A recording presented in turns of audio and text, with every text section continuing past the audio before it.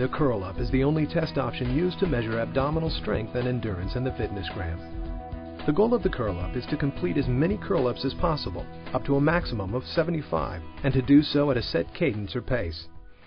To administer the curl-up, the examiner needs a gym mat and a measuring strip for each small group of students. The measuring strips may be purchased or made of cardboard, rubber, or any similar thin, flat material that is thick enough for students to be able to feel the edges with their fingertips. They should be 30 to 35 inches long. 2 widths are needed depending on the age of the students. A 3-inch wide strip is used for students who are ages 5 to 9, and a 4.5-inch wide strip is used for older students. The pacer CD with player is needed as the CD contains a recorded cadence for the curl-up.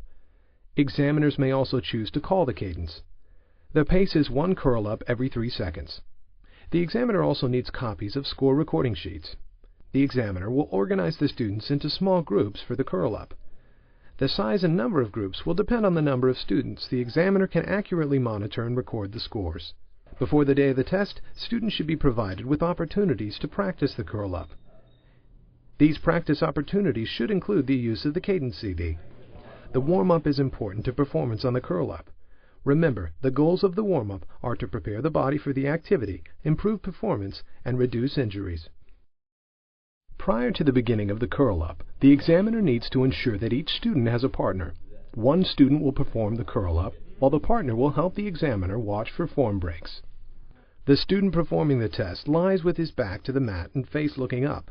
The knees are bent at a 140-degree angle, with feet flat on the mat, legs slightly apart. The arms are kept straight and parallel to the trunk, with the palms of the hands resting on the mat. The fingers are stretched out and the head is in contact with the mat. Once the student performing the curl-ups assumes the correct position, the partner places the measuring strip on the mat and under the bent legs. The measuring strip is moved so that the fingertips are just touching the nearest edge of the strip. The audio CD cadence will indicate up, down, and the number of curl-ups completed. With the pace called on the CD, students are signaled to start and perform each curl-up slowly. We'll begin the curl-ups now. Ready? Begin. Up, down, 1, up, down, 2. Movement should start with a slow curling up of the upper spine. Up, down, 4, up. The fingers should slide across the measuring 5, strip up, until the fingertips reach down, the other edge 11, of the strip. up, The student then down, slowly 7, curls back down up, until the head touches the mat. down, 8. Heels should be up, kept in contact with the mat at all down, times, 9, and movement should be up, slow and continuous. down, The 10, protocol is quite up, different from the familiar and fast-paced sit-ups. Form breaks occur when the student's heels are no longer in contact with the mat, when the head does not touch the mat as the student curls back down, when movements become jerky, when the student stops to rest, when the student cannot keep up with the cadence, and when the fingertips do not touch the other edge of the strip. The examiner signals to the partner when a form break has occurred.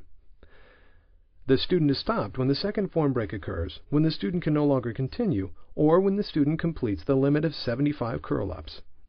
The score for the curl-up is the number of curl-ups performed. The first form break or incorrect curl-up is counted in the score.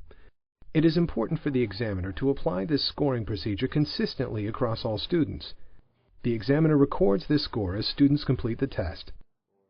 If the number of curl-ups completed is within or exceeds the range of the healthy fitness zone for the student's gender and age, the student meets the performance standard and should continue doing regular physical activity. If the number of curl-ups falls below the range of the healthy fitness zone, this indicates that the student would benefit from physical activities designed to improve abdominal strength and endurance. This video was developed to help ensure the curl-up is administered in a manner consistent with the FitnessGram Test Administration Manual and California Physical Fitness Test Regulations and Guidance. For more information about the physical fitness test, we encourage you to visit the California Department of Education PFT webpage.